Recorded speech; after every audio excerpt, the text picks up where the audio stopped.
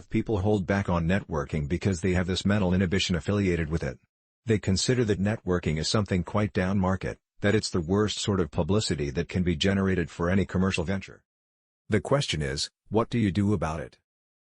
When you're networking, you're reaching out to individuals. It is right that 8 out of these 10 people may not be interested in what you're trying to say. The truth is, today people need to be relentless. Remember that networking is a numbers game. The more people you communicate with, the better are the prospects of getting genuine people around you. You have to keep associating with people from all walks of life, trying to find people who will be interested in what you have to say. That is the reason people with good social skills are always on the lookout for a means of socializing. But, you can learn how to achieve social supremacy. I have the perfect guide available for you right here.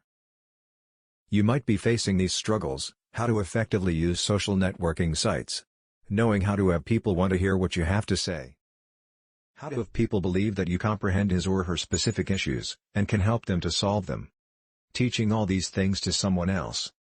Many more horror. Well, don't worry. With these strategies that I'm about to share with you, you will have no problems when it comes to achieving social supremacy. Introducing making and keeping friends. Yes, encouraging social supremacy is a sound business strategy. You cannot gain much headway in whatever niche you are trying to build or in your life if you do not pay due attention to the human factor. If you don't have the tools for social supremacy, it will be difficult to achieve any kind of success or teach others how to have it.